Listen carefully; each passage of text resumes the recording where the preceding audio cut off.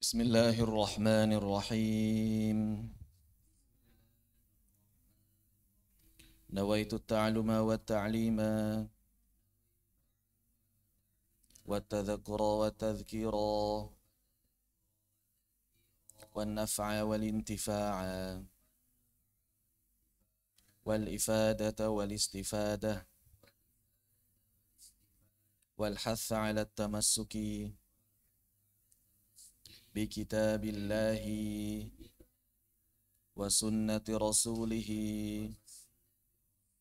والدعاء إلى الهدى والدلالة على الخير ابتغاء وجه الله ومرضاته وقربه وثوابه. للبركة الفاتحة. أعوذ بالله من الشيطان الرجيم. بسم الله الرحمن الرحيم. الحمد لله رب العالمين الرحمن الرحيم مالك يوم الدين. إياك نعبد وإياك نستعين. اهدنا الصراط المستقيم صراط الذين أنعمت عليهم غير المغضوب عليهم ولا الضالين.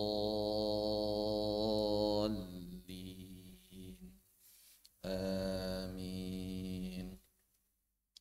إن الحمد لله نحمده ونستعينه ونستغفره ونعوذ بالله من شرور أنفسنا وسيئات أعمالنا. من يهده الله فلا مضل له ومن يضلل فلا هادي له. أشهد أن لا إله إلا الله وحده لا شريك له وأشهد أن محمدا عبده ورسوله الذي لا نبي ولا رسول بعده. اللهم انفعنا بما علمتنا وعلمنا ما ينفعنا وزدنا علما. اللهم نور قلوبنا بنور هدايتك كما نورت الأرض بنور شمسك أبدا أبدا برحمتك يا أرحم الراحمين. آمين. Alhamdulillah, puji dan syukur kehadirat Allah Subhanahu wa taala yang mengumpulkan kita dalam majlis penuh barakah ini. Kemudian salawat beriring salam semoga tetap tercurah limpahkan pada Nabiullah wa Rasulullah Muhammad sallallahu alaihi wasallam, juga pada keluarganya, para sahabat, para tabi'in, atba' tabi'in, dan juga semoga sampai pada kita sekalian beserta seluruh kaum muslimin hingga akhir zaman kelak. Amin ya rabbal alamin. Insya Allah dalam kesempatan kali ini kita akan membahas satu tema yang tentu bagian yang sangat penting dalam kaitannya dengan tata cara membaca Al-Quran secara umum, yaitu permasalahan al-waqfu wal-ibtida. Dan ilmu waqaf dan ibtida itu sebetulnya bukan bagian dari ilmu tajwid. Sebetulnya. Kenapa? Karena ilmu waqaf dan ibtida itu tidak berkaitan dengan kefasihan. Sedangkan ketika kita berbicara mengenai ilmu tajwid, itu kita berbicara mengenai kefasihan lisan. Bagaimana cara mengucapkan huruf tepat keluar dari makhrajnya, kemudian sempurna dalam mengamalkan sifat-sifatnya. Adapun al-waqfu wal ibtida ini tidak berkaitan dengan kefasihan. Artinya mungkin saja ada orang yang tajwidnya bagus tapi waqaf ibtidanya berantakan. Sebagaimana mungkin saja ada orang yang waqaf ibtidanya bagus tapi tajwidnya berantakan. Sangat mungkin. Jadi tidak saling berkaitan. Orang yang fasih, hafalannya kuat, bisa jadi waqaf dan ibtidanya berantakan. Dan orang yang waqaf dan ibtidanya bagus juga belum tentu dia fasih dan hafalannya kuat. Begitu.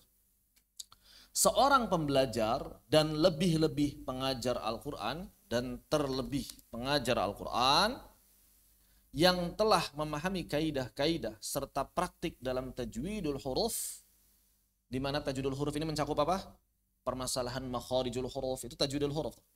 Jadi tajwidul huruf itu masalahnya makharijul huruf, ya. Kemudian sifatul huruf, kemudian ada tafkhim wa tarqiq, kemudian ahkamut tajwid, kemudian ahkamul mad yang juga sebetulnya bagian dari ahkamut tajwid. Kalau kita melihat Muqaddimah Jazariyah, maka Muqaddimah Jazariyah itu terbagi pada dua bagian. Yang pertama adalah tajwidul huruf, yang kedua adalah ma'rifatul wuquf. Bab awal di Muqaddimah Jazriyah sampai bab mad itulah tajwid. Itulah tajwid. Jadi orang belajar tajwid itu cukup sampai mad. Adapun setelah mad sampai akhir itu persoalan waqaf dan ibtida. Orang yang mempelajari tajwid saja maka tidak sempurna kaifiyatul adanya. Kaifiyatul ada itu tata cara membaca Al-Quran wabil khusus ketika di majlisul ada. Ketika dalam konteks pengambilan riwayah. Maka tidak sempurna kaifiyatul adanya kecuali apabila dia menyempurnakan waqaf dan ibtida. Kenapa? Karena ketika kita berbicara kaifiyatul ada secara umum, kaifiyatul ada itu tata cara membaca Al-Quran wabil khusus ketika di majlis talaqi. Itu namanya kaifiyatul ada. Tata cara membaca Al-Quran di majlis talaqi dan lebih spesifik lagi adalah ketika pengambilan riwayah. Maka seseorang yang hanya mentajwidkan Al-Quran itu belum sempurna kaifiyatul adanya. Kenapa? Karena dalam kaifiyatul ada bukan hanya tajwid yang diperhatikan. Dalam kaifiyatul adab bukan hanya tajwid yang diperhatikan. Apa saja yang diperhatikan? Ada yang namanya adab-adab dalam majelis. Seperti misalnya cara duduk di depan guru, kemudian cara masuk ketika menemui guru, baik itu adab murid maupun adab guru terhadap majelis dan juga terhadap muridnya. Yang bisa kita pelajari misalnya dalam kitab At-Tibyan fi Adabi Hamalatil Quran. Kemudian di antara adab itu apalagi masalah bagaimana kemudian setiap baca Al-Quran kita mesti memperhatikan qiraat, riwayah dan jalur yang sesuai dengan apa yang diriwayatkan. Kemudian bagaimana adab kita ketika berhadapan dengan ayat-ayat sajdah. Kemudian bagaimana adab kita ketika bertemu dengan ayat-ayat yang berisi tasbih, ayat-ayat yang berisi doa, ayat-ayat yang berisi janji-janji Allah Subhanahu wa taala terhadap orang-orang beriman atau ancaman Allah Subhanahu wa taala terhadap orang-orang fasik. Bagaimana interaksi kita seharusnya? Itu bagian dari adab. Termasuk adab dalam membaca Al-Quran adalah memperhatikan, memahami, dan mengamalkan kaidah-kaidah waqaf dan ibtida. Bahkan kaidah waqaf dan ibtida ini adalah ciri orang memahami dan mengamalkan kaidah waqaf dan ibtida. Itu adalah ciri orang paham Al-Quran. Ciri orang paham Al-Quran. Kalau ada orang waqaf ibtidanya berantakan, dipastikan dia nggak paham Al-Quran. Dipastikan itu, udah pasti dia nggak paham Al-Quran. Orang yang waqaf ibtidanya berantakan pasti nggak paham Al-Quran. Jadi salah satu ciri bahwa seseorang paham Al-Quran pasti paham waqaf ibtidah. Misal, kalau ada orang waqaf, Jannatu adnin tajri, banyak orang waqaf di tajri, dipastikan dia gak paham Al-Quran. Dia paham kok artinya, kenapa berhenti di tajri kalau dia paham artinya? Oh berarti dia hanya tahu artinya dari terjemah, nggak bisa bahasa Arab. Karena kalau dia paham bahasa Arab, dia paham tafsir Al-Quran, tidak mungkin berhenti di tajri. Kenapa nggak mungkin berhenti di tajri? Karena kalau kita berhenti di tajri, maknanya menjadi samar. Maknanya menjadi rancu. Kenapa? Ketika kita berbicara Jannatu adnin tajri, maka berarti kita terjemahkan Jannah Aden, surga Aden, tajri, yang berlari-lari. Tajri itu berlari-lari. Maka kalau kita berhenti di tajri, terjemahannya menjadi surga Aden yang berlari-lari. Tajri bisa bermakna berlari, bisa bermakna mengalir. Tapi kan ini belum jelas tajrinya apa. Tapi kan kita udah tahu Ustaz, setelahnya apa. Enggak begitu cara membaca Al-Quran. Bukan sekadar sudah tahu setelahnya apa. Tapi konteks kalamnya mesti diperhatikan supaya tidak rancu. Supaya tidak rancu maknanya. Begitu. Kenapa? Karena dalam kaidah bahasa Arab ketika tidak disebutkan siapa yang tajrinya, kembali kepada yang terdekat. Padahal aslinya, fa'ilnya, pelakunya, siapa yang tajri itu bukan jannat, melainkan anhar. Oleh karena itu jangan sampai tajri dengan anhar dipisah. Nggak bisa kita wakaf di tajri, anharnya nggak disebut. Kenapa? Karena kalau berhenti di tajri saja, kita kehilangan siapa yang tajri. Dan dalam kaidah bahasa Arab, ketika tidak disebutkan siapa yang tajri, kembali kepada yang terdekat. Siapa itu yang terdekat? Jannat. Maka maknanya menjadi apa? Surga Aden yang berlari-lari. Padahal aslinya nggak kayak gitu. Aslinya Jannatu adni tajri min tahtihal anhar. Artinya apa? Artinya adalah surga Aden yang sungai mengalir di bawahnya. Surga Aden yang sungai mengalir di bawahnya. Jelas. Tajri min tahtihal anhar, jadi jelas sungai yang mengalir di bawahnya. Tapi kalau kita berhenti di tajri saja, menjadi berlari-lari. Sama seperti misalnya dalam surah Al-Baqarah. Banyak orang yang berhenti di Rabbana la tuhammil Rabbana wa la tahmil alaina isran kama hamaltah. Rabbana wa la tahmil alaina isran kama hamaltah. Banyak orang yang berhenti di sini. Dipastikan dia berarti nggak paham bahasa Arab, nggak paham kandungan Al-Quran. Kenapa? Karena kalau kita berhenti di hamaltah, maknanya menjadi apa? Rabbana wala tahmil alaina, ya Allah, janganlah engkau berikan beban kepada kami isran kama hamaltah, sebagaimana beban yang engkau telah pikul. Sebagaimana beban yang telah engkau pikul. Maknanya begitu. Padahal arti sebenarnya apa? Kama hamaltahu 'alal ladzina min qablina. Arti sebetulnya apa? Ya Allah, janganlah engkau berikan beban kepada kami sebagaimana beban yang engkau bebankan pada orang-orang sebelum kami. Tuh, maknanya bisa beda. Maknanya bisa berbeda. Maka kalau misalnya banyak orang yang berkata hari ini, apa? Mari kita pahami Al-Quran. Mari kita amalkan Al-Quran. Maka cara atau ciri orang yang paham Al-Quran itu paham wakaf tidak? Paham wakaf tidak? Orang yang katanya paham Al-Quran tapi wakaf tidak berantakan, dipastikan dia sebetulnya nggak paham Al-Quran. Begitu. Karena ciri orang yang paham Al-Quran pasti dia tahu di mana dia harus memulai, di mana dia harus berhenti. Termasuk misalnya kalimat innallaha la yaghfir. Kadang ada orang yang berhenti di situ. Allah nggak akan pernah mengampuni siapapun, berarti artinya. Oh, bahaya ya. Ya, bahaya. Atau misalnya ya ayyuhalladzina amanu la taqrabus shalah. Berhenti di situ. Baru diulang la taqrabus shalah atau antum sukaru. Enggak bisa berhenti di la taqrabus shalah. Kenapa? Karena artinya hai orang-orang beriman, janganlah engkau dekati salat. Enggak bisa kayak gitu. Tidak bisa seperti itu. Bikin rancu maknanya. Ntar ada orang-orang liberal memanfaatkan ayat ini kan. Atau orang-orang awam mereka ceramah ntar. Hei orang-orang, kaum muslimin, kalian itu enggak boleh salat. Mana dalilnya? Dalilnya la taqrabus shalah. Dipotong. Ya ayyuhalladzina amanu la taqrabus shalah. Itu benar kan? Jangan kalian dekati salat. Kenapa? Karena fawailul lil musallin. Karena orang salat itu celaka. Karena liberal bisa aja begitu ke orang-orang awam. Gara-gara memenggal-menggal ayat. Maka kita jangan sampai memenggal ayat sembarangan. Walaupun kalau tidak sengaja atau kalau belum tahu, maka dimaafkan. Kalau sengaja bisa berdosa. Begitu ya. Jadi ciri orang yang paham Al-Quran adalah paham wakaf ibtidah. Begitu.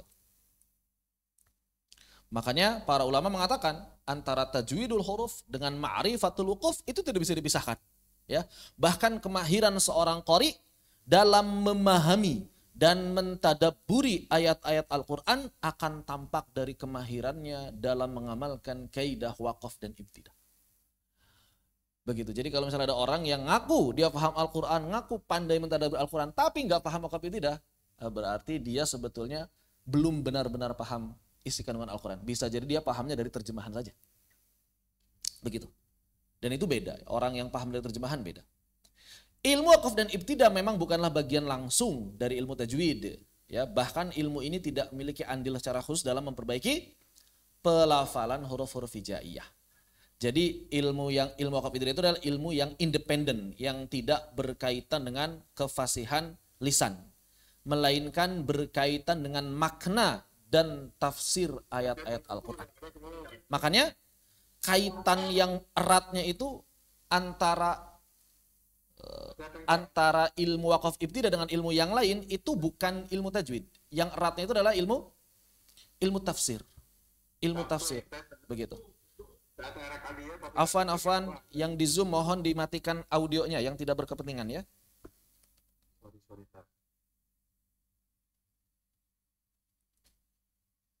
Barakallahu fiik.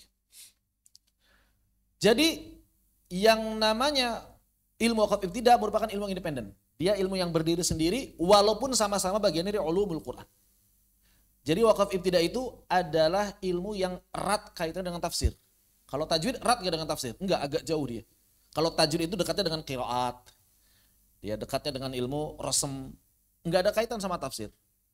Makanya orang yang ahli tajwid belum tentu paham Al-Quran. orang yang paham Al-Quran belum tentu tajwidnya benar. Begitu. Tapi wakaf ibtida ini benar-benar berkaitan erat dengan tafsir, berkaitan erat dengan pemahaman terhadap Al-Quran. Begitu ya.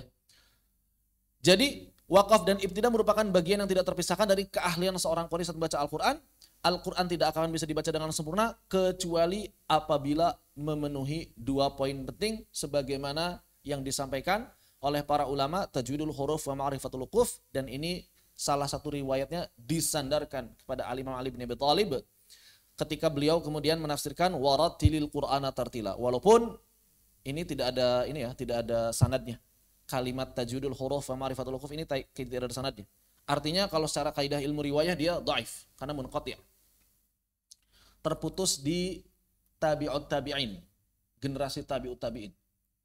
Misalnya Imam Ibnu Mujahid atau Imam Al-Hudhali, bahkan atba' tabi'ut tabi'in bisa jadi, atau tabi'ut tabi'in junior. Jadi kalau ada yang nanya ini sanadnya dari Imam Ibnu Mujahid atau dari Imam Al-Hudhali kemana? Wallahu a'lam bishawab. Tidak ada sanadnya. Jadi munqati'.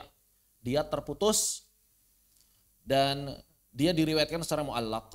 Secara mu'allaq. Jadi enggak ada sanadnya ke atasnya itu. Secara mu'allaq itu langsung disebutkan dari Ali bin Abi Thalib. Begitu. Kalau misalnya 2 atau 3 generasi sebutnya mu'dol dia. Mu'dol itu lemah banget. Secara riwayat lemah banget. Hanya jadi dia ini dhaifus sanad sahihul matan. Dhaiful sanad sahihul matan. Secara sanad dia lemah, tapi secara isi dibenarkan oleh para ulama. Isinya benar, disepakati para ulama. Makanya Ibnu Mujahid mengutip kalimat ini. Imam Al-Hudhali mengutip kalimat ini. Imam Abu Amr Ad-Dani mengutip kalimat ini. Imam Aqil bin Abi Thalib mengutip kalimat ini. Dan para ulama yang menulis kitab-kitab tajwid mengutip kalimat ini. Termasuk Al-Imam Ibnu Jazari juga mengutip kalimat ini. Jadi kalaupun ini bukan perkataan Imam Ali bin Abi Thalib, maka ini minimal perkataan para ulama yang disepakati para ulama. Begitu. Jadi tajwidul huruf wa ma'rifatul wuquf, kalaupun ini bukan perkataan Imam Ali bin Abi Thalib, minimal ini adalah perkataan yang disepakati oleh para ulama ahli qiraat. Begitu. Wallahu a'lam bishawab.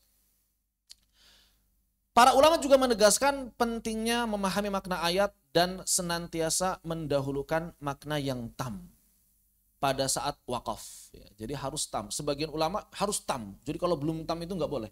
Nah, tahu makna tam, tahu makna kafi, tahu makna hasan, bagaimana caranya? Memahami bahasa Arab. Maka sebetulnya mempelajari kaidah wakaf dan ibtida tanpa memahami kaidah bahasa Arab itu akan cacat, akan pincang. Kenapa? Karena kita tidak akan bisa sempurna mengamalkan kaidah wakaf dan ibtida kecuali apabila kita memahami makna ayat. Dan kita tidak akan bisa memahami makna ayat kecuali memahami kaidah bahasa Arab. Begitu. Makanya saya sering menekankan, tidak cukup kita memfasihkan lisan saja, tapi harus paham makna ayat yang dibaca, minimal makna global. Walaupun dalam konteks tilawah secara umum ya orang yang gak paham Al-Quran sama sekali tetap dapat pahala. 10 kebaikan 1 huruf. Tapi kita jangan merasa cukup di sana. Harus naik level. Tadabur kita adalah tadabur memahami ayat, bukan tadabur keindahan lagu dan melodi Al-Quran yang disenandungkan, bukan. Tadabur kita adalah tadabur ayatnya, bukan tadabur melodinya. Kalau orang-orang awam wajar ya, tadaburnya masih melodinya. Kalau lagunya sedih, nangis gitu kan. Kalau lagunya semangat, dia ikut semangat. Walaupun enggak tahu maknanya, itu orang awam. Tapi kalau thalabul ilm, jangan sampai sekadar mentadaburi lagu. Tapi bagaimana caranya mentadaburi makna kandungan ayat yang dibaca. Begitu. Wallahu a'lam bishawab. Jadi Imam Abu Amr Ad-Dani mengatakan bahwa yang utama itu wakaf pada tempat-tempat yang tam. Begitu. Beliau mengatakan dalam Al-Muktafa, atau ada juga yang menyebutnya Al-Iktifa. Al-Muktafa fil waqfi wal ibtida atau Al-Iktifa fil waqfi wal ibtida. Satu kitab 2 judul. Menyebutkan beberapa riwayat mengenai hal ini. Misalnya beliau mengatakan an Abi Bakrah anna Jibril alaihi salam atan Nabiy sallallahu alaihi wasallam qala. Jadi Jibril mendatangi Nabi sallallahu alaihi wasallam kemudian mengatakan iqra'al Qur'ana ala harfin. Faqala Mikail istazidhu. Kemudian Mikail mengatakan tambahin, jangan cuma satu variasi. Faqal ala harfain, maka bacalah dengan 2 variasi. Hatta balagha sittata aw sab'ata ahrufin. Sampai kemudian Nabi SAW menerima 6 atau 7 variasi bacaan Al-Quran. Faqala kulluha syafin kafin. Semua ayat Al-Quran dibaca dengan seluruh variasi itu sangat mencukupi. Sudah lebih dari cukup begitu. Syafin kafin itu sudah lebih dari cukup. Sempurna cukupnya. Malam takhtim ayat adzabin birahmatin. Selama engkau tidak menutup ayat azab dengan rahmat. Au ayat rahmatin bi'adzabin. Atau tidak menutup ayat rahmat dengan azab. Maksudnya apa? Maksudnya cara berhentinya benar. Jangan sampai harusnya azab jadi bercampur dengan ayat rahmat dan maknanya menjadi berantakan. Gara-gara wakaf ibtida'nya enggak benar. Atau sebaliknya. Harusnya ayat-ayat rahmat bercampur dengan ayat adab. Atau ayat adab bercampur dengan ayat rahmat. Sehingga tidak bisa dipahami maknanya. Tidak bisa dipahami maknanya gara-gara apa? Gara-gara kita memaksa wasol misalnya. Tapi gara-gara memaksa wasol itu wakafnya jadi tempat gak benar. Begitu. Nah ini mesti diperhatikan baik-baik. Mesti diperhatikan baik-baik karena bagian dari kesempurnaan ada dalam membaca Al-Quran. Kesempurnaan ada. Ada itu kita talaki di majelis talaki. Baca Al-Quran di majelis talaki. Bahkan sebetulnya tilawah harian pun harus memperhatikan hal tersebut. Ya, tilawah harian harus perhatikan wakaf ibtida. Begitu. Al-Imam Abu Amr Adani mengatakan bahwa riwayat ini merupakan salah satu bukti yang jelas bahwa Nabi Shallallahu Alaihi Wasallam mempelajari wakaf yang sempurna secara langsung dari malaikat Jibril alaihissalam. Subhanallah. Secara tersurat, riwayat tersebut mengajarkan kepada kita bahwa saat kita berhenti pada akhir ayat azab, janganlah menyambungkan bacaan dengan ayat berikutnya yang telah berbeda tema, terutama apabila tema setelahnya bicarakan rahmat. Begitu. Demikian pula sebaliknya, apabila kita telah berhenti pada akhir ayat rahmat atau pahala atau surga, maka janganlah menyambungkan bacaan ke ayat berikutnya yang telah berbeda tema, terutama bila tema setelahnya bicarakan azab atau neraka. Misal, seperti kalimat di surah Al-Baqarah, faulaika ashabun nar hum fiha khalidun.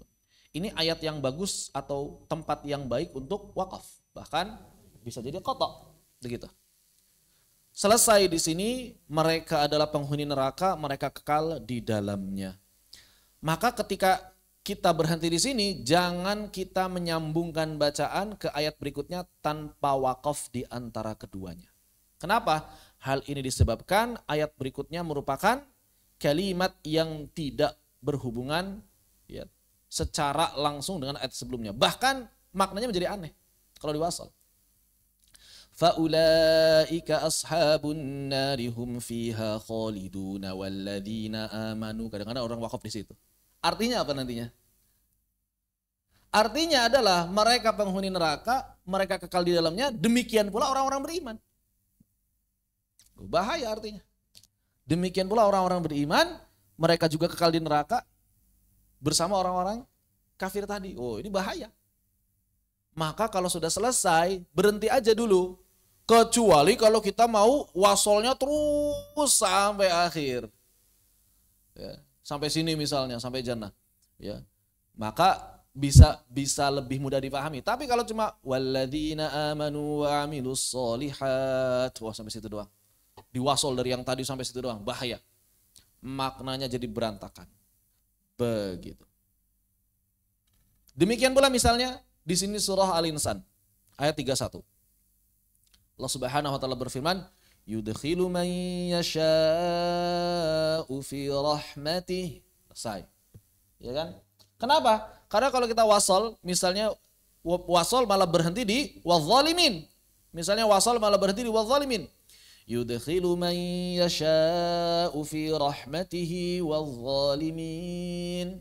Maka maknanya menjadi Allah memasukkan siapa saja ke dalam rahmatnya, demikian pula orang-orang zalim dimasukkan ke dalam rahmatnya. Aneh. Kalau kita nggak paham bahasa Arab, ya nggak akan peduli dengan semua ini kan. Begitu. Seperti itu. Ya. Kalau misalnya kita wasol, maknanya menjadi sulit dipahami, menjadi rancu. Begitu. Kewajiban menjaga wakaf dan ibtida juga telah dicontohkan oleh Nabi Shallallahu Alaihi Wasallam bahkan dalam percakapan sehari-hari. Jadi kalau ngomong aja harus ada jeda supaya jelas begitu. Ya. Diriwayatkan oleh Adi bin Hatim bahwa dua orang laki-laki pernah mendatangi Nabi Shallallahu Alaihi Wasallam dan keduanya bersyahadat di hadapan Nabi Shallallahu Alaihi Wasallam. Kemudian salah seorang di antara mereka berkata, "Mayyuti'illah wa rasulahu faqad rasyada wa may ya'sihima." Siapa yang menaati Allah dan Rasulnya maka ia telah mendapatkan petunjuk, dan siapa saja yang mengingkarinya dan siapa yang mengingkari keduanya itu berhenti begitu ya. Maka kemudian Nabi Shallallahu Alaihi Wasallam bersabda, "Kum au idhab bi'sal khatibu ant." Pergi, ente cara ngomongnya nggak benar. Ya. Bi'sal khatibu ant. Ente termasuk orang yang kalau ngomong itu jelek, nggak benar. Kenapa? Karena belum selesai, udah berhenti. Kalau misalnya wa may ya'sihima, lanjutin dong. Apa wa may ya'sihima? Kenapa? Karena kalau misalnya di sini kita berhenti di sini, secara kalimat, ini seakan-akan siapa yang menaati Allah dan Rasulnya, maka dia telah mendapat petunjuk. Demikian pula yang mengingkari keduanya, dia juga mendapat petunjuk. Seakan-akan maknanya begitu. Kalau mau berhenti di faqad rasyada, berhenti, jeda, napas dulu, baru wa may ya'sihima lanjutin. Nah, begitu ya. Wallahu a'lam bishawab. Bahkan dalam percakapan sehari-hari memang gitu. Kita kalau ngomong sehari-hari, hati-hati kalau berhenti pada tempat yang tidak tepat, pasti nggak akan dipahami. Seperti orang yang pidato bawa teks tapi dia nggak baca dulu, ya kan? Kadang-kadang nggak bener bacanya tuh. Jadi nggak ada komanya tuh, lanjut terus gitu. Apa maksud dia tadi? Gitu kan? Nggak paham. Itu yang mesti kita perhatikan.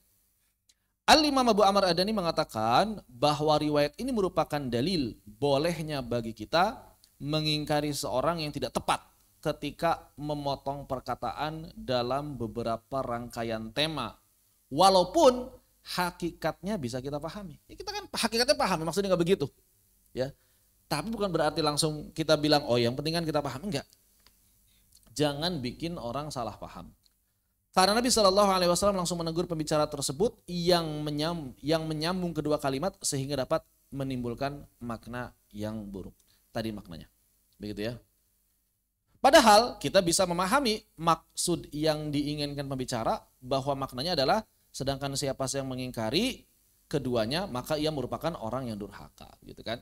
Namun karena orang itu tidak memotong kedua kalimat tersebut, maka Nabi Sallallahu Alaihi Wasallam langsung menegurnya dan menyuruhnya pergi. Bahkan sebelum orang itu menyelesaikan perkataan, langsung ditegur.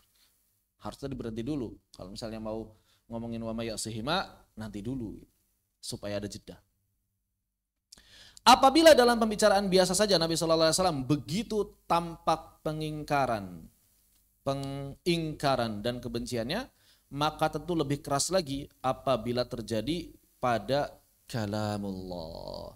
Karena sungguhnya kalamullah jauh lebih berhak dan lebih utama untuk dijaga serta diperhatikan maknanya. Kalimat ini adalah kalimatnya Abu Amr Adani sebenarnya. Saya terjemahkan secara bebas. Al-Imam Al-Ashmuni dalam kitab Manarul Huda fil Waqfi wal Ibtida mengutip redaksi dari Sahih Muslim. Mayyuti'illah wa rasulahu faqad rasyada wa may ya'sihima faqad ghawa. Nah, itu aslinya begitu. Kalimat panjangnya begitu.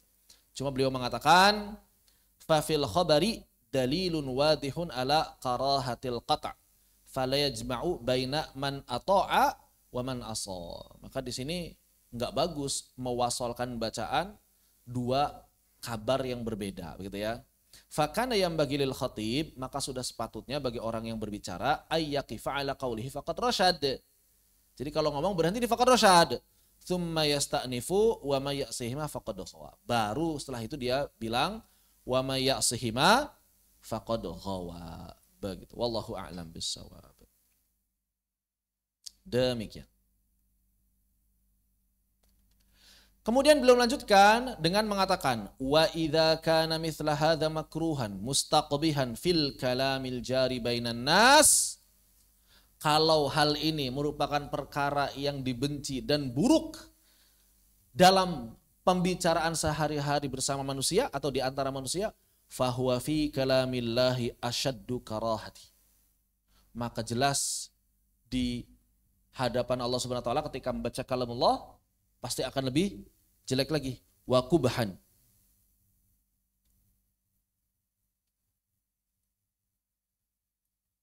Kubahan.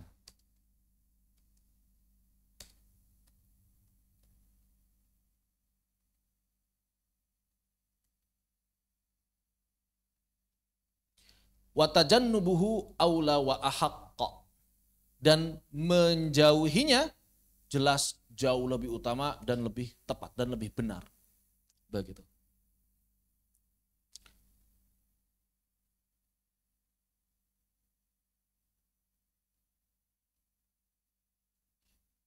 Asyadu karohatan berarti ya. Asyadu karohatan wa kubahan. Wa tajannubuhu aula wa ahaqqa.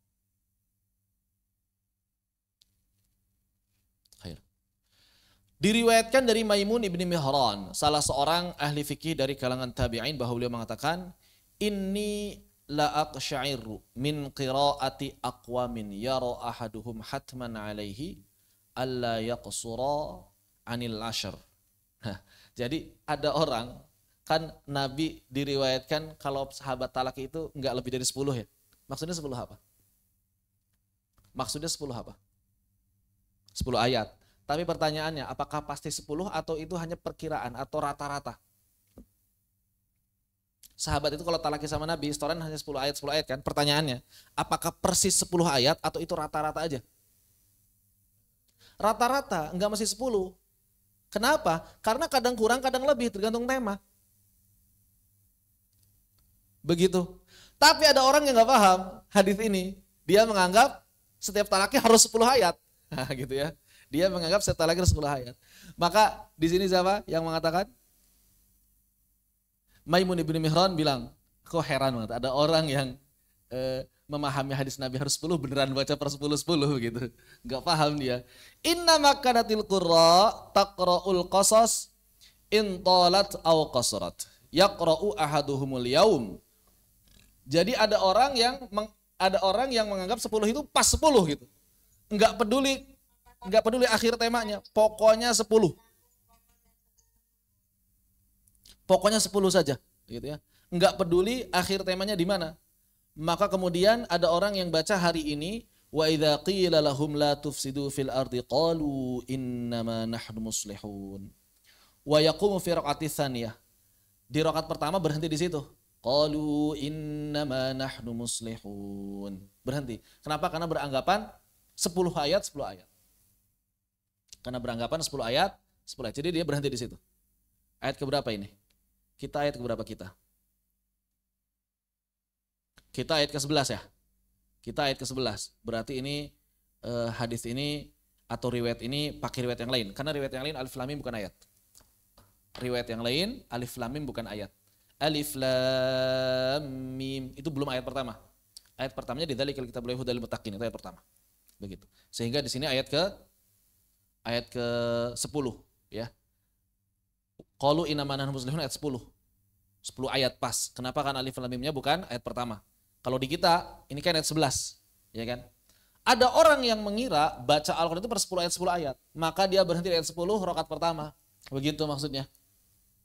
Dia berhenti di ayat ini, kemudian bangkit ke rakaat kedua baca ala innahum humul mufsiduna walakin la yash'urun. Nah, ini cara yang tidak tepat, ya. Cara yang tidak tepat. Dalam riwayat ini terdapat beberapa pelajaran sangat berharga, di antaranya sebagaimana yang disampaikan oleh Al-Imam Ad-Dani saat mengomentari riwayat ini. Beliau mengatakan riwayat ini merupakan dalil yang sangat jelas bahwa para sahabat, ada apa ini? Ada X. Ridwanullahi majma'in kayaknya. Bahwa para sahabat radhiyallahu anhum menghindarkan diri untuk mengakhiri bacaan pada akhir ayat apabila masih berkaitan dengan ayat berikutnya. Kenapa? Karena ini belum selesai. Qalu innama nahnu muslihun. Belum selesai. Ala innahum humul mufsiduna walakin la yash'urun, itu penjelasan atau bantahan dari perkataan orang-orang kafir tadi di ayat sebelumnya. Begitu. Bahwa maksud dari nasihat tidak lebih dari 10 ayat, baik pada saat setoran atau pada membaca dalam satu rakaat salat, tidak bermakna pembatasan, melainkan perkiraan. Karena Ibnu Mihran tercengang dengan sikap sebagian orang yang terlalu terpaku pada jumlah ayat, pada angka, dan tidak memperhatikan hubungan makna yang terjalin antar ayat tersebut. Terpaku pada angka atau jumlah ayat. Terpaku pada angka saja. Kemudian, bahwa yang menjadi patokan atau acuan dalam mengakhiri bacaan Al-Quran bukanlah jumlah ayat pertama. Jadi kita baca berapa ayat sekarang, berapa ayat, gak bisa begitu. Acuannya bukan itu, acuannya apa? Juga bukan batas-batas tertentu yang tidak berkaitan dengan makna. Seperti biasa apa kalau orang zaman sekarang? Kalau setoran, per halaman. Ya, banyak orang kalau setoran per halaman. Nah ini antum misalnya nanti kalau jadi mudir, jangan begitu. Kalau antum nanti jadi musyrif-musyrifat, jangan begitu. Kalau antum nanti jadi muhafidz-muhafidz, jangan begitu. Tinggalkan kebiasaan setoran per halaman. Itu setoran orang yang gak paham Al-Quran. Ya. Berarti setorannya orang-orang awam. Masa setorannya para hafidh-hafidhah begitu? Gak bisa. Itu setorannya orang-orang awam. Ya. Jangan pokoknya per pojok. Gak bisa. Per pojok halaman. Nanti sholat begitu juga kan akhirnya kan. Betapa banyak para santri hafidh Quran, bahkan para ustadznya, kalau taraweh itu acuannya apa? Halaman. Rakaat pertama halaman kanan, rakaat kedua halaman kiri. Atau rakaat pertama halaman yang kiri, rakaat kedua halaman yang kanan, sebaliknya. Begitu. Ini menunjukkan bahwa mereka nggak paham isi kandungan Al-Quran. Kita jangan seperti itu. Atau misalnya hizb. Hizb itu apa? Hizb itu artinya adalah setengah juz. Yang lebih kecil dari hizb apa? Rubu' itu apa? Seperempat hizb, 1/8 juz. Biasanya ada tanda bintang atau bunga di ayat, nah itu biasanya rubu' atau hizb. 1/4 hizb. Hizb setengah juz. Berarti 1/8 juz. Rubu itu 1/8 juz. Rubu itu 1/4 hizb. 1/8 juz. Begitu.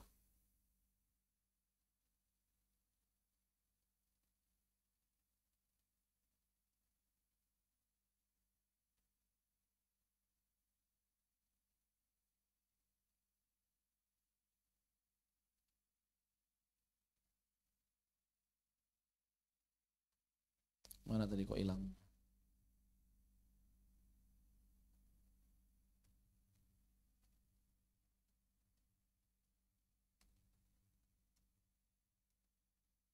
Mana tadi?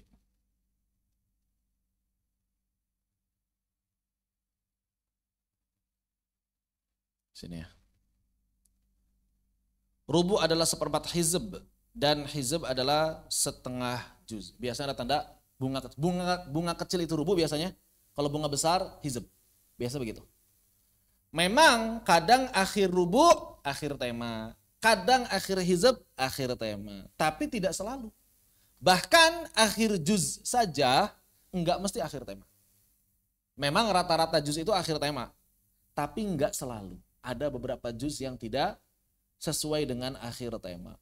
Jadi acuannya apa? Acuan dalam wakaf dan ibtida adalah tema.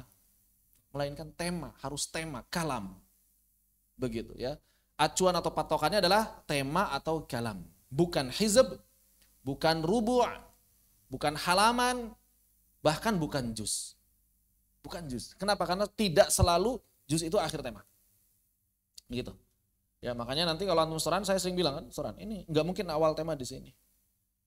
Nggak mungkin saya memberhentikan di situ. Gitu. Kenapa? Karena saya selalu memberhentikan di akhir tema. Begitu. Jadi kalau antum berhenti pasti di akhir tema. Dan antum pun ketika misalnya setoran, pastikan itu akhir tema. ketika mau setoran. Saya mau setoran sampai sini nih, pastikan itu akhir tema. Ya, jangan seperti orang yang nggak paham sama sekali masalah ini. Begitu. Akhir. Sebaliknya, apabila kita membaca sebuah ayat yang berisi beberapa kalam atau tema yang berbeda, maka hendaknya memisahkan kalam tersebut dengan wakaf. Tidak menyambungkan seluruh bacaan tersebut, begitu saja seperti yang tadi telah disampaikan. Jadi jangan sampai mentang-mentang kita kuat napasnya, kita wasol terus. Enggak, kurang ya, seperti itu kurang bagus. Yang bagus bagaimana? Setiap tema kita berhenti, itu yang bagus. Begitu. Al-Imam Abu Ja'far An-Nahas dalam kitab Al-Qata' wal-I'tinaf halaman 2 mengutip firman Allah Subhanahu wa taala, "Allamahul bayan." Apa makna alamul bayan? Faminal bayani. Dan di antara makna al-bayan tafsilul huruf, yaitu merinci huruf. Atau tafsil itu bisa makna juga memisahkan antara satu huruf dengan huruf yang lain. Maksudnya kalau baca Al-Quran jangan nah itu. Hurufnya gak jelas. Kadang-kadang orang baca Al-Quran begitu kan. Karena cepat. Alif lam mim dzalikal kitabu la raiba fihi. Nah itu gak jelas. Dzalikal kitabu la raiba fihi. Jelas. Hurufnya jelas. Wal waqf. Dan juga persoalan waqf. Ala ma qad tam. Jadi di antara makna bayan apa? Wal waqfu ala ma qad tam. Yaitu berhenti pada tempat yang telah sempurna maknanya. Wali betida dan memulai bima yahsunu libtida ubihi. Dan memulai dari tempat yang memang baik untuk beribtidak padanya. Yang paling sering misalnya di surah Al-Bayyinah. Wa ma umiru illa liya'budullaha mukhlishina lahuddin hunafa. Ini tempat wakaf yang baik sebetulnya. Enggak masalah, tempat wakaf yang baik. Yang jadi masalah orang-orang rata-rata ibtidanya dari hunafa. Hampir orang baca Quran rata-rata ibtidah dari hunafa. Padahal hunafa bukan tempat ibtidah yang baik. Kenapa bukan tempat ibtidah yang baik? Karena kalau kita terjemahkan maknanya jadi aneh. Hunafa wa yuqimus shalah. Hunafa wa yuqimus shalah. Dengan lurus dan dirikanlah salat. Apa dengan lurus dan dirikanlah salat? Dengan lurusnya apa? Begitu. Enggak nyambung itu maknanya. Maka kalau misalnya kita ingin sempurna pemahamannya, ingin sempurna maknanya, mundur agak jauh sedikit. Dari illa misalnya. Illa liya'budullaha mukhlishina lahuddin hunafa'a wa yuqimus shalah. Lebih dipahami maknanya. Lebih dipahami maknanya. Begitu. Wallahu a'lam bissawab.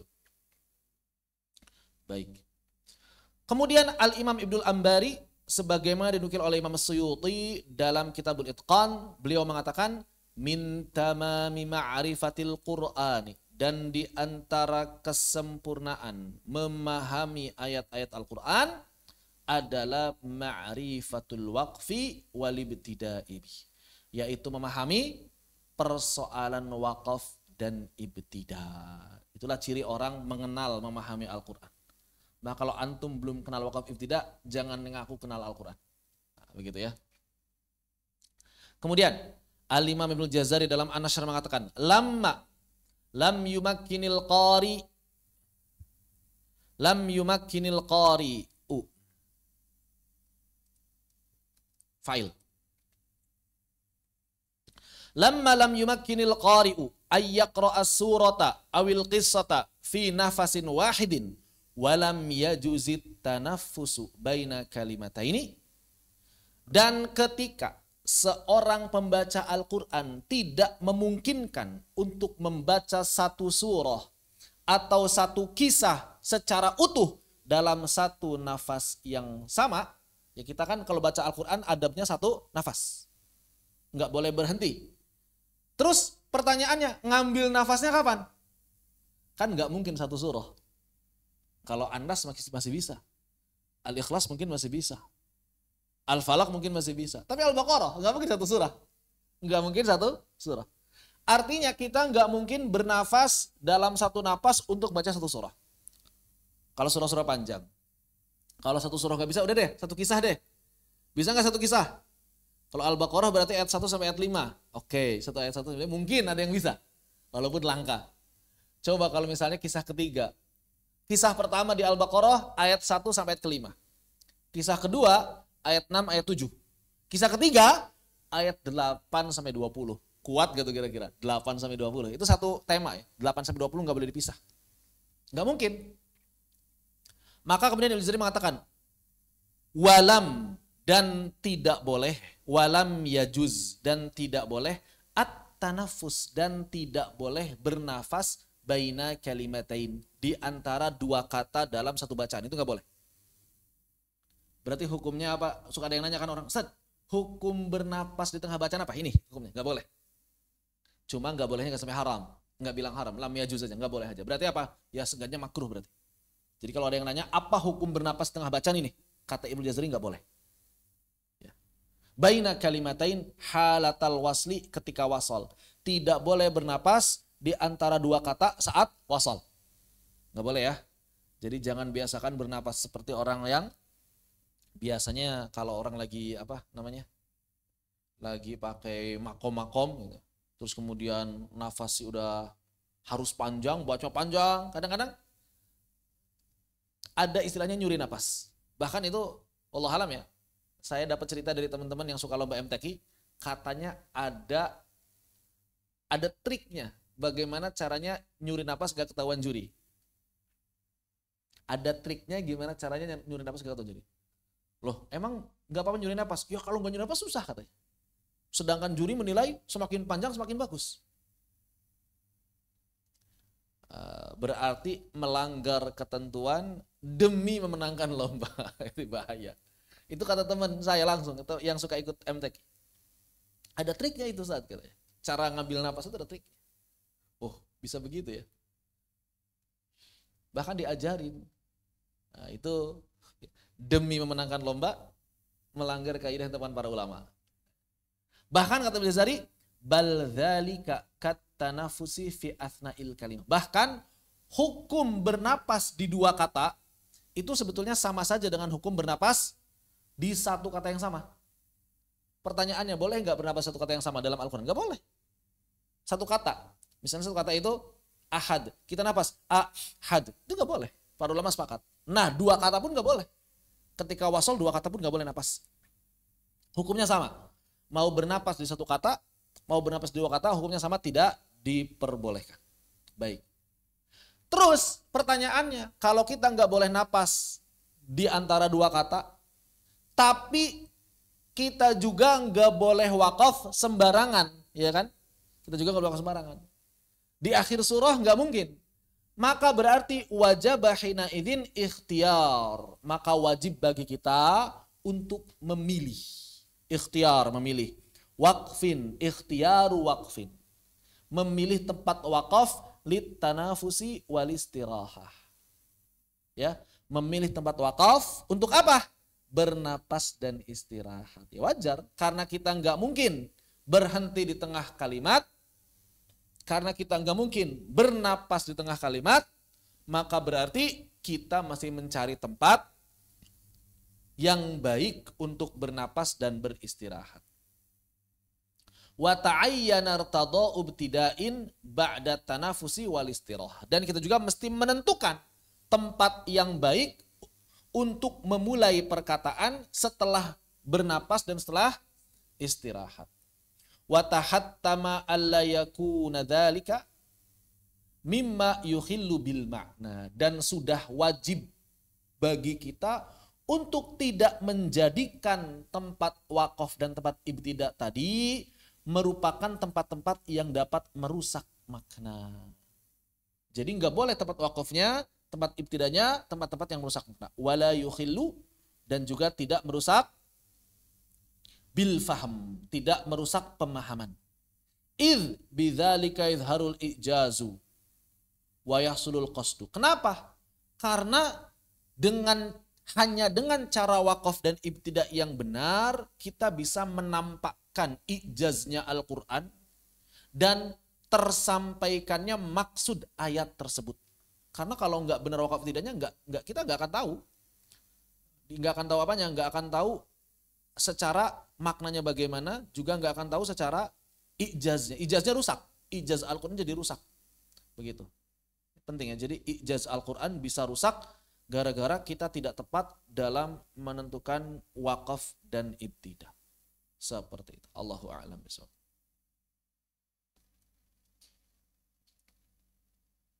Mana? Walidzalik, saya tambahin dulu, ini ada alif kecilnya kurang.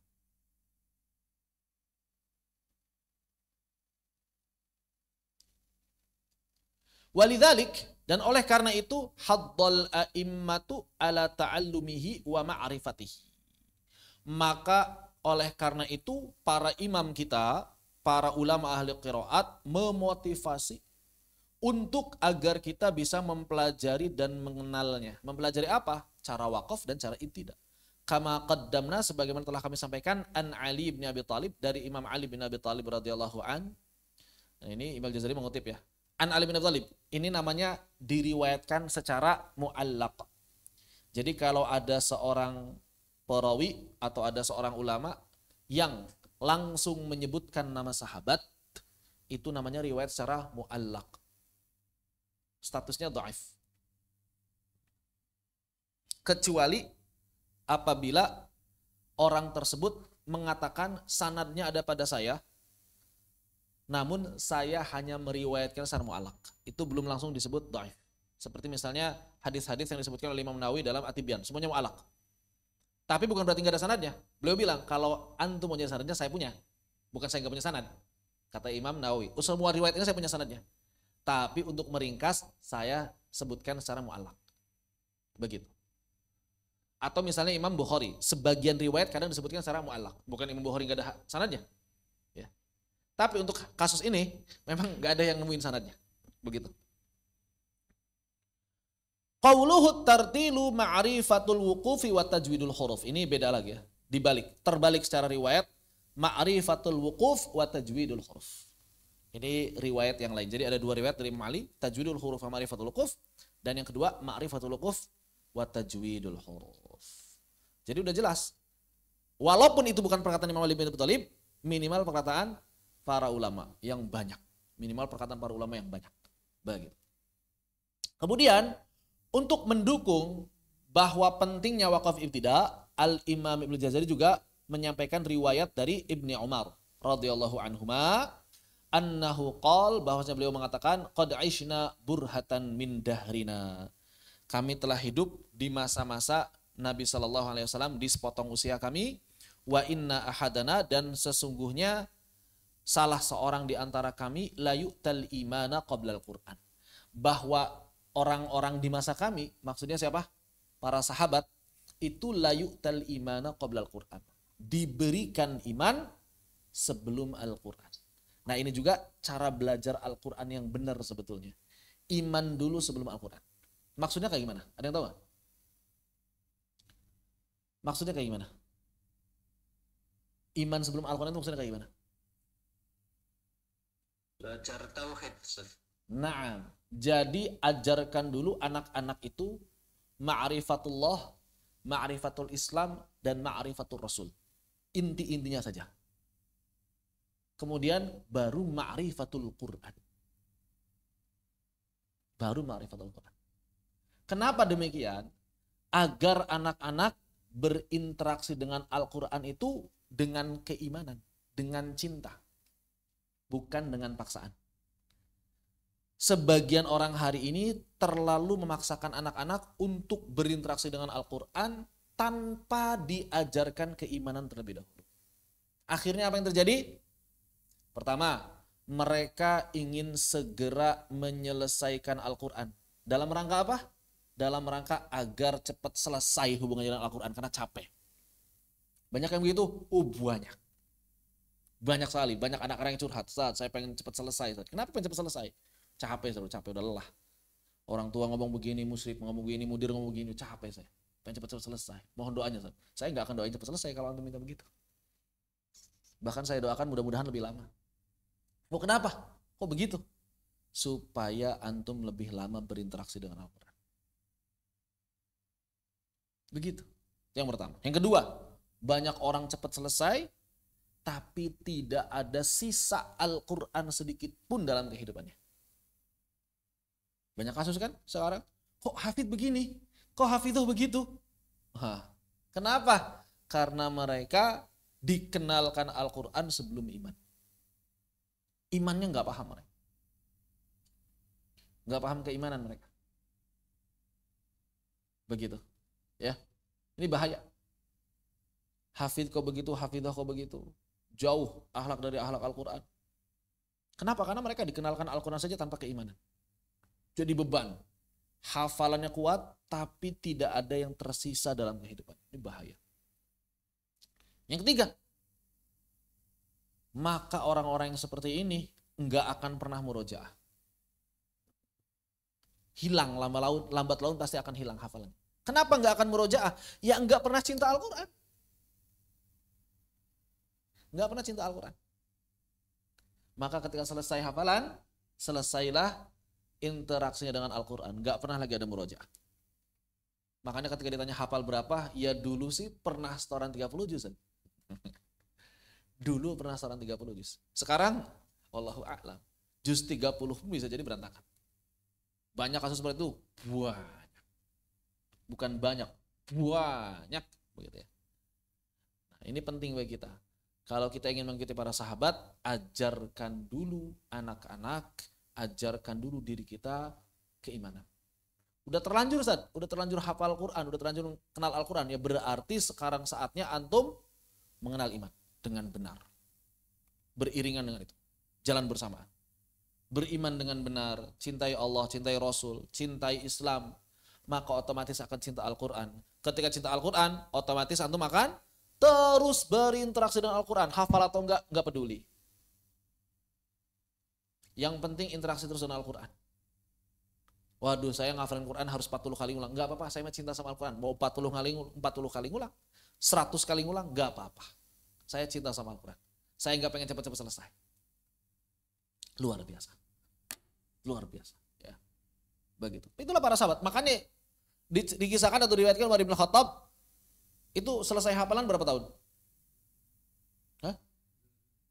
Umar bin Khattab 12 tahun selesai hafalan Al-Baqarah, bukan selesai hafalan Al-Quran. Selesai hafalan Al-Baqarah 12 tahun. Hampir sepanjang Al-Quran turun. Baru hafal Al-Baqarah.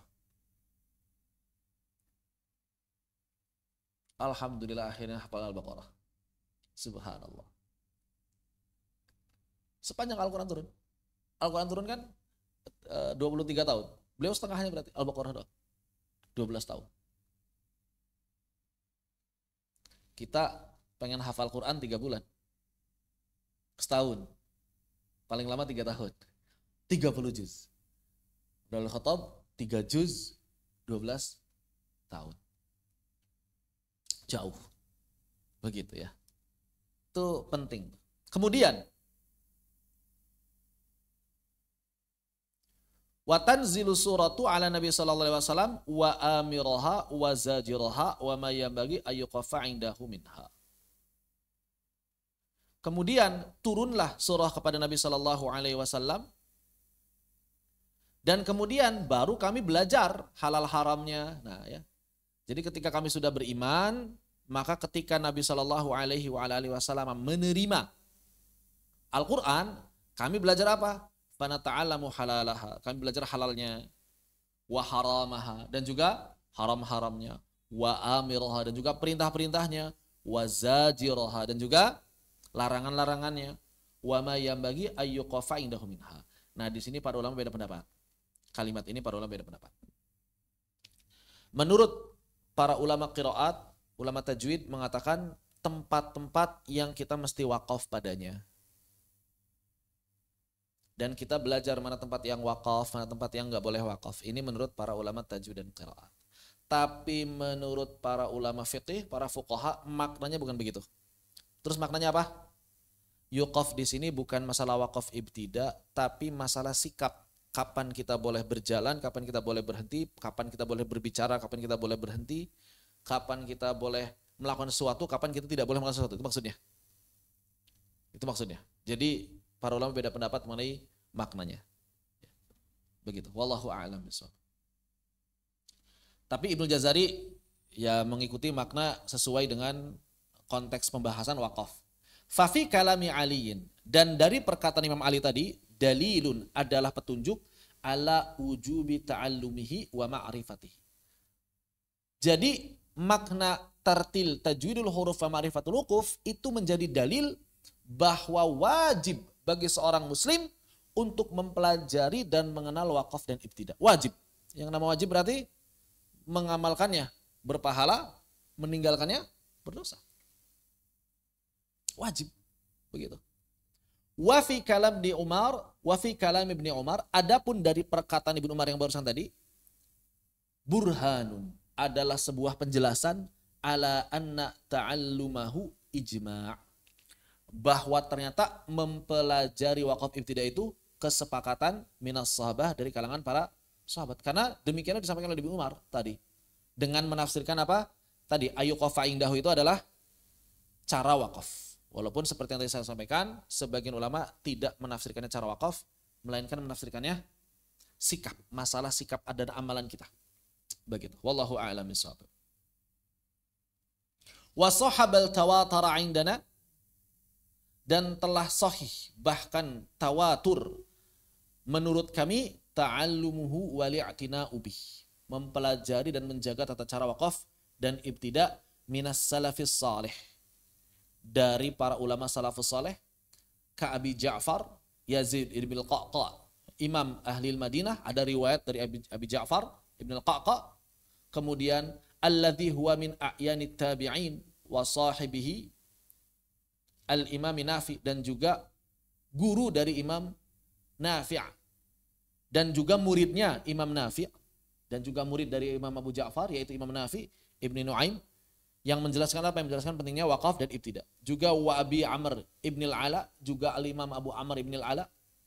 Wa Yaqub al-Hadrami, juga Imam Yaqub al-Hadrami. Wa Asim ibn Abi Najud, dan juga Imam Asim. Wa ghairihim minal a'immah. Dan selain mereka dari kalangan para ulama ahli qiraat, mereka semuanya telah menyatakan dan menegaskan pentingnya belajar wakaf dan ibtida.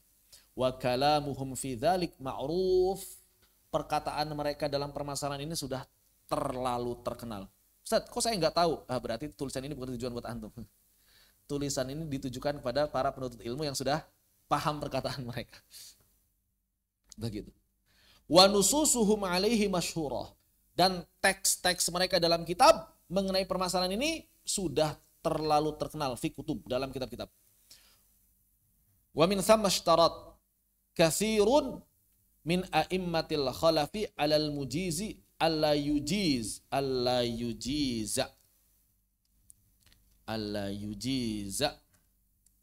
Bahkan para ulama khalaf itu telah apa? Telah menetapkan seorang mujiz, seorang yang seorang yang akan memberikan ijazah, seorang yang bisa memberikan ijazah, maksudnya seorang guru, mujiz itu guru, alla yujiza, untuk tidak memberikan ijazah ahadan kepada seorang illa ma'rifatihil waqfa wal ibtida, kecuali dia memahami persoalan wakaf dan ibtida.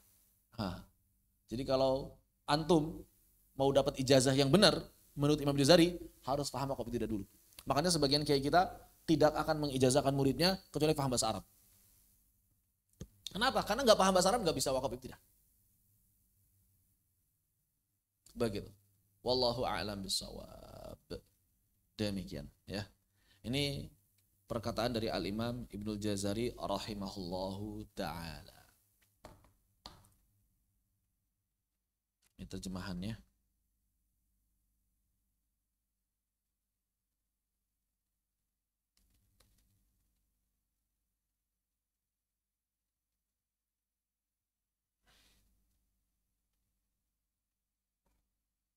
Kemudian ini sama mana?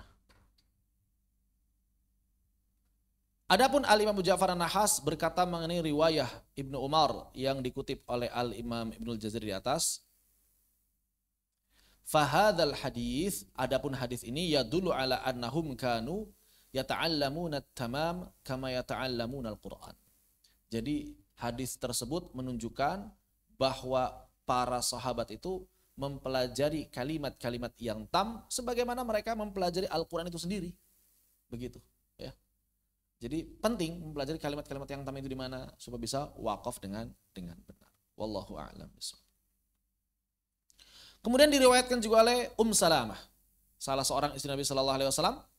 Beliau mengatakan bahwa kana Rasulullah sallallahu alaihi wa alihi wasallam yuqati' qira'atahu yaqra alhamdulillahi rabbil alamin thumma yaqif thumma rahmanir rahim thumma yaqif. Di sini Ummu Salamah mengabarkan kepada kita bahwa Nabi itu biasa memotong bacaannya setiap akhir ayat.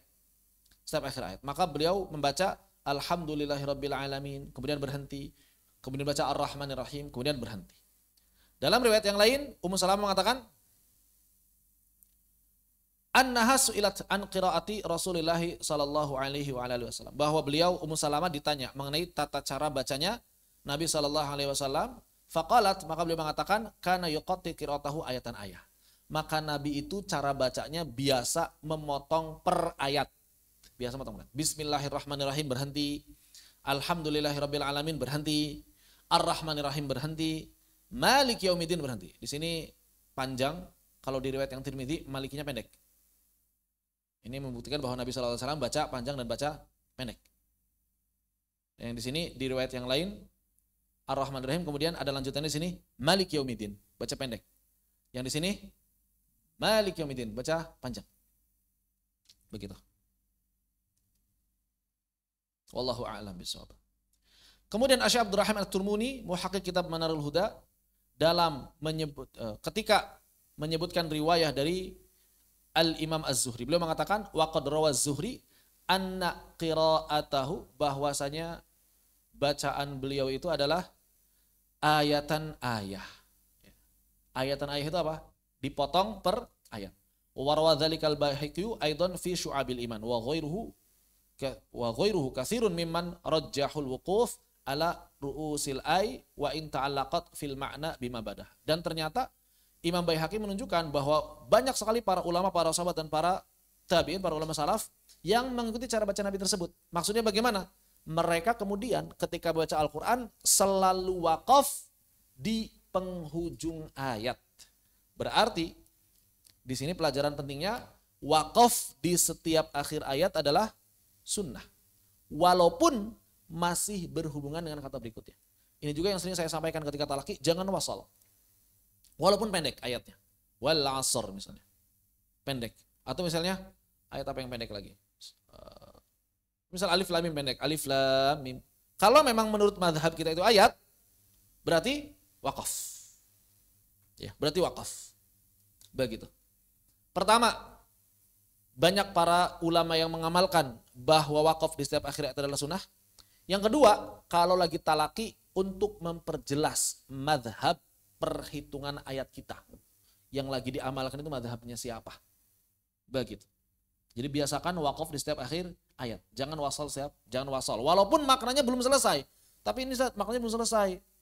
Tetap dianjurkan, disunahkan untuk wakaf di setiap akhir ayat.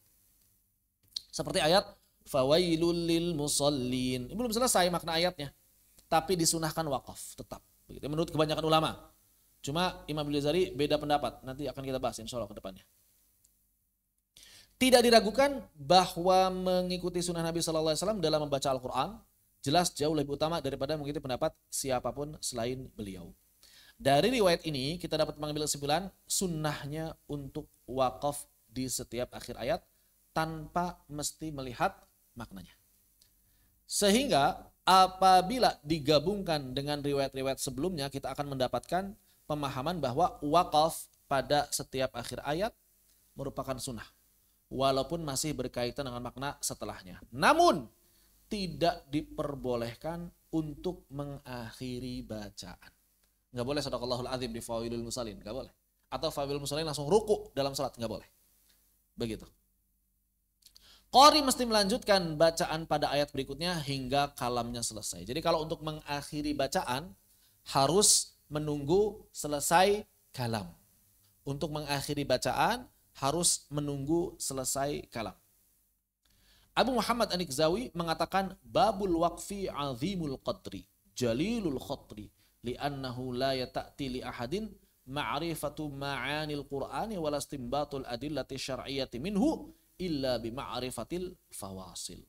Jadi namanya wakaf ibtida itu bab yang azim, bab yang dahsyat, agung, jalil, mulia, al-khatar, tapi sekaligus bisa membuat khawatir, maksudnya riskan. Khatir di sini bisa sangat agung, tapi kalau salah bisa sangat rusak, begitu maksudnya.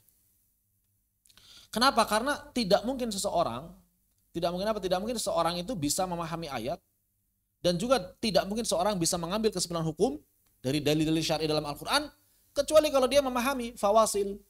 Fawasil di sini artinya adalah batasan-batasan kalimat dalam bahasa Arab. Pemisah-pemisahnya itu paham. I'rabnya itu paham. Mana subjek, mana predikat, mana objek. Paham dia. Begitu maksudnya. Kalau kita nggak paham subjek, predikat, objek, nafsirinnya sembarangan. Kalau nggak paham di mana batasan, di mana kalimatnya berakhir, kita nggak bisa paham. Kesimpulan akhirnya mesti kayak gimana? Begitu. Al-Imam As-Sakhawi mengatakan dalam kitab Jamalul Qurra, fa fi ma'rifatil waqfi wal ibtida'i alladhi dawwanahul ulama tabyinu ma'anil Qur'anil azim. Maka dalam persoalan mengenal wakaf ibtida yang telah dijelaskan oleh para ulama dalam kitab-kitab mereka, terdapat penjelasan makna Al-Qur'an. Terdapat penjelasan makna Al-Qur'an wa ta'rifu maqasidih, dan juga ada pengenalan terhadap maksud-maksud ayat yang dibaca, wa izharu fawaidih, dan juga dapat menerangkan, memperjelas faidah-faidah ayat, wa bihi yatahayyaul ghaus ala durarihi wa faraidihi, dan juga dapat apa? Yang kita dengannya bisa menyelam untuk menggali mutiara-mutiara yang indah dari kalimat-kalimat Al-Qur'an. Fa in kana hadza bid'atun, kalau ada orang yang bilang bahwa memahami wakaf dan ibtida itu bid'ah, fani'matil bid'atu hadhi, maka kalau begitu ini adalah bid'ah yang baik, kata beliau. Kalau ada orang yang bilang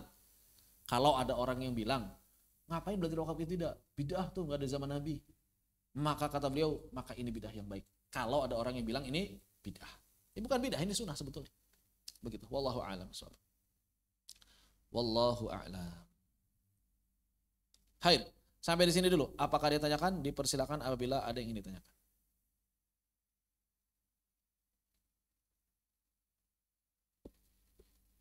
Yang di Zoom ada yang tanyakan?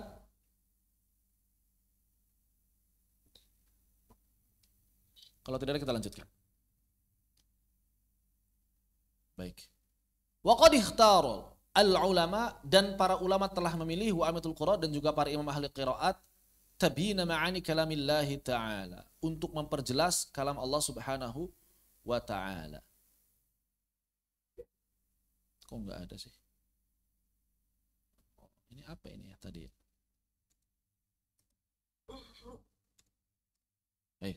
Wa ja'alu, dan mereka telah menjadikan al-waqfa munabbihan. Waqaf itu sebagai peringatan alal makna, atas makna. Wa mufassilan ba'dahu min ba'd, dan juga sebagai pemisah antara yang satu dengan yang lain. Wa bidzalik, dan oleh karena itu taladzat tilawah. Dan oleh karena itu, kalau kita memahami wakaf dengan baik, maka tilawah akan menjadi lezat. Wa yahsulul fahm, dan pemahaman akan tercapai. Wa diroyatu wa yattadihu minhajul hidayah. Dan kita akan bisa memahami diroyah Al-Quran, pengetahuan yang benar terhadap Al-Quran, dan juga minhajul hidayah, dan juga jalan-jalan hidayah menjadi jelas bagi kita kalau kita memahami wakaf dan ibtidah. Ini masih perkataan para ulama mengenai pentingnya wakaf dan ibtidah. Kemudian Asy' As-Safaqasi dalam kitab Tanbihul Ghafilin mengatakan, ma'rifatul waqfi wal ibtidai, memahami wakaf dan ibtidah muta'akkid. Jadi sangat ditekankan. Sangat. Ghayat ta'kid. Ditekankan dengan penekanan yang sangat ditekankan. Kayak gitu tuh. Gimana tuh? Muta'akkidun ghayat ta'kid. Ya, jadi sangat ditekankan dengan penekanan yang sangat ditekankan. Subhanallah. Penting banget lah begitu. Bahasa kita apa ya? Sangat penting sekali, apa tuh? Lebih dari itu. Sangat amat penting sekali. Ada lagi yang bisa bikin menegaskan? Nah, itulah kurang lebih. Idh la yatabayyan makna kalamillahi. Kenapa? Karena nggak mungkin kita memahami kalamullah wa yatimu ala akmali wajhin, dan tidak mungkin kita menyempurnakan ya, cara yang tepat illa bidzalik. Tidak mungkin kita memahami ayat yang benar kecuali dengan memahami cara wakaf yang benar gitu. Baru kita bisa paham wajahnya seperti apa. Baru kita bisa paham tujuan ayatnya ke arah mana. Farubama qari yaqra'u wa yaqif qabla tamamil ma'na fala yafham huwa ma yaqra' wa ma yasma'u kadzalik. Maka bisa jadi ada orang yang berhenti sembarangan, maka dia nggak akan paham. Dianya nggak paham, orang yang dengerin juga nggak paham. Begitu. Wa yafut bisababi dzalika mali ajlihi yaqra' kitabillahi ta'ala. Dan gara-gara wakafnya nggak benar, maka dia telah kehilangan kesempatan untuk mendapatkan sesuatu yang justru itu menjadi sebab kenapa Al-Quran itu mesti dibaca dengan benar. Apa kehilangan apa? Kehilangan tadabbur. Orang yang wakaf ibtidaiyah sembarangan maka akan kehilangan tadabbur. Yang padahal tadabbur itu adalah tujuan Al-Quran dibaca. Kenapa Al-Quran mesti dibaca? Supaya kita bisa memahami dan mentadabburi. Sekarang wakaf ibtidaiyah berantakan, maka kita nggak bisa paham, kita nggak bisa tadabbur. Pada akhirnya wala yadhharu ma'a dzalika wajhul i'jaz. Dan juga bentuk-bentuk i'jaznya nggak ketahuan, nggak tampak. Bal rubbama yufhamu min dzalika ghairul ma'nal murad. Bahkan bisa jadi malah justru orang-orang memahami dengan makna yang tidak benar. Wa hadza fasadun 'azim. Dan kalau itu terjadi merupakan kerusakan yang besar. Walihada, oleh karena itu i'tana bi'ilmihi wa ta'limihi wal 'amali bihi al-mutaqaddimul mutaakhir.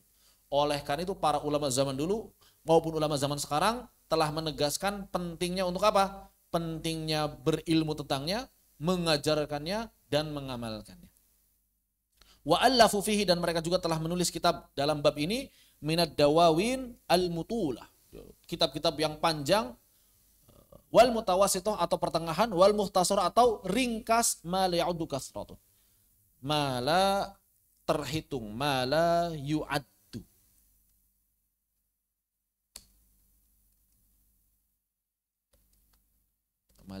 Ma la yu'addu. Wa man lam yaltafit lihada wa yaqifu aina sya'a, dan orang yang enggak memperhatikan hal ini lalu kemudian berhenti di mana saja, faqad kharaqal ijma', maka dia telah merobek-robek ijma'. Maka dia telah merobek-robek ijma'. Wa hada an itqanil qiraati wa tamamit tajwid, dan dia telah apa? Telah menentang apa? Telah menentang cara baca Al-Qur'an yang benar dan telah menentang kesempurnaan tajwid.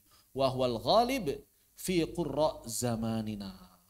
Dan inilah yang terjadi pada kebanyakan pembaca Al-Quran zaman sekarang, zaman beliau. Fa iyyaka wa iyyak, maka berhati-hatilah dan berhati-hatilah.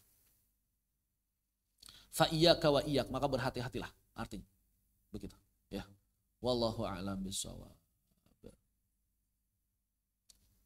Kemudian Imam Ibnu Mujahid, beliau mengatakan, kok balik ini sebentar. Khair. La yaqum bitamami fil waqfi illa nahwiyun. Tidak akan bisa seseorang itu wakaf dengan sempurna kecuali kalau dia paham nahwu. Dia paham nahwu. Kita nggak paham nahwu ya berantakan pasti wakaf. Alimun bil qiraat, bahkan harus paham ilmu qiraat. Alim ilmu tafsir, harus paham ilmu tafsir juga. Wal qasas, dan juga paham kisah-kisah. Wa talkhisu ba'diha min ba'd, dan juga memahami rangkaian satu dengan yang lain, hubungan satu dengan yang lain. Juga alimun bil lughah, paham kaidah-kaidah bahasa secara umum, allati nazala bihal Quran, allati nuzila bihal Quran, yang Al-Quran dengannya turun. Ya nazala bisa, nazala juga bisa. Allati nazala bihal Quran, yang Al-Quran turun dengannya. Bisa, nazala bisa. Wa kadza ilmil fiqh, demikian pula dia harus tahu ilmu fiqh. Masya Allah, banyak banget. Banyak banget berarti. Alimun bil qiraat, alimun bil tafsir, alimun bil fiqh. Masya Allah, banyak banget. Ternyata banyak ilmu yang harus kita pahami untuk memahami wakaf dan ibtidah. Begitu ya, banyak banget. Kemudian, i'lam annal maqati wal mabadi ilmun muftaqirun ilaihi ya'lamu bihil farq bainal ma'nayain al-mukhtalifain wal qisatain wal mutanaffiyatain wal ayatain al-mutadaditaini wal hukmaini al-mutafariqaini. Bahwa ternyata kalau misalnya kita ingin memahami gitu, mabadinya, kemudian itu membutuhkan kepadanya pengetahuan tentang apa? Kalau misalnya kita ingin memahami Al-Quran dengan benar, itu membutuhkan apa? Membutuhkan pengetahuan terhadap al-farq bainal ma'nayaini al-mukhtalifaini. Kita harus bisa membedakan dua makna yang berbeda. Wal qisataini al-mutanafiyataini, dan dua kisah yang terlihat saling menafikan. Wal ayataini al-mutadaditaini, dan juga dua ayat yang saling bertolak belakang. Wal hukmaini al-mutafariqain, itu juga dua hukum yang saling berbeda. Wa bayana nasikh wal mansukh, dan juga harus memahami persoalan wa baina nasikh wal mansukh. Bukan bayana, wa baina nasikh wal mansukh. Wa baina nasikh. Juga harus memahami antara nasikh dan mansukh. Mana nasikh, mana mansukh. Nasikh itu apa? An-nasikh penghapus. Al-mansukh yang dihapus. Wal mujmal wal mufassar. Juga membedakan mana yang mujmal, mana yang, maka berarti wa bainan nasikhi wal mansukhi. Wal mujmali wal mufassari. Mana kalimat-kalimat yang mujmal, mana kalimat-kalimat yang mufassar. Wal muhkami, juga kalimat-kalimat yang muhkam, wal mutasyabih, dan kalimat-kalimat yang mutasyabih. Wa yumayyizu, dan kita juga bisa membedakan bainal halali wal harami, wa bayyana ma yaqtadir rahma wal adab, dan juga menjelaskan apa-apa yang merupakan ayat-ayat rahmat dan mana-mana ayat yang merupakan ayat adab. Begitu. Jadi kita harus paham tempat-tempat tersebut. Dan tentu kita harus memahami ayat-ayat Al-Quran dengan benar, memahami tafsirnya. Fa'adaul waqfi, dan tata cara wakaf yang benar ketika membaca Al-Quran, hilyatut tilawah, termasuk hiasannya tilawah. Wa tahliyatud dirayah, dan juga akan menghiasi pemahaman kita. Wa zinatul qari, dan juga hiasannya para pembaca Al-Quran. Wa balaghut tali wa fahmun lil mustami', dan juga akan membuat orang yang membaca faham, wa fahmun lil mustami', dan orang yang membuat mendengarnya juga faham. Wa fakhrun lil alimi, dan juga kemuliaan orang-orang yang berilmu. Kemuliaannya orang-orang yang wa balaghun. Wa balaghun. Oh enggak, wa balaghut, bro. Wa balaghut tali, wa balaghut tali. Wa fahmun lil mustami' wa fakhrun lil alimi. Betul.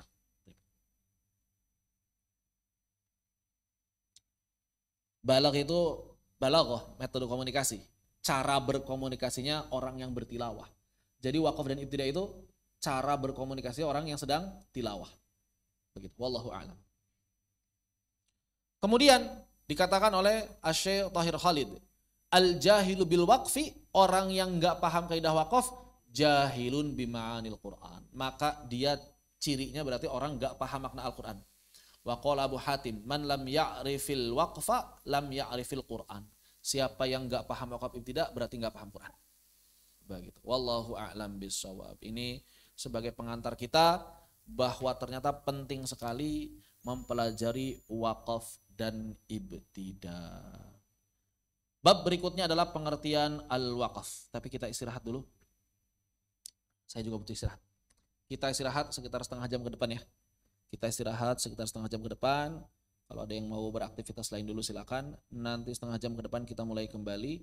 Berakhir insya Allah di jam 11 atau lebih sedikit. Ada yang tanyakan sebelum istirahat? Oh, di sini ada Pak di Zoom. Bagaimana hukumnya sholat tarawih pada setiap rakaat hanya baca satu ayat saja kemudian ruku? Kalau maksudnya hukum sholatnya sah. Kalau maksudnya hukum sholatnya sah. Kenapa? Jangankan baca satu ayat, enggak baca pun sah. Tapi kalau bertanya masalah adabnya kurang beradab. kurang beradab dari sisi ada kurang beradab.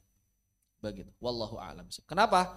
Karena 1 rakaat sholat itu mesti dibaca 1 tema. Adabnya begitu. Jadi kalau bertanya mengenai hukum fikihnya, sholatnya sah. Dosa enggak? Enggak sampai dosa. Kecuali kalau sengaja berhenti pada tempat-tempat yang rusak. Itu dosa. Kalau enggak, selama maknanya enggak rusak, enggak dosa. Cuma kalau berbicara mengenai adab, itu adalah cara yang kurang beradab. Tapi tidak mempengaruhi keabsahan sholat. Enggak ada. Karena yang mempengaruhi keabsahan sholat itu kerusakan pada Al-Fatihah. Itu baru mempengaruhi keabsahan sholat. Kalau rusaknya bukan di Al-Fatihah, sholatnya sah. Wallahu a'lam bishawab. Ada yang akan kembali, dipersilakan.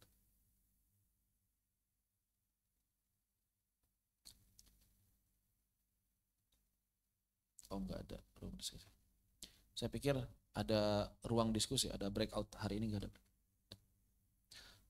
Ada yang tanyakan? Cukup? Apabila demikian kita akhiri sampai di sini. Setengah jam ke depan kita mulai kembali di sesi kedua. Barakallahu fikum walhamdulillahirabbil alamin. Wassalamualaikum warahmatullahi wabarakatuh.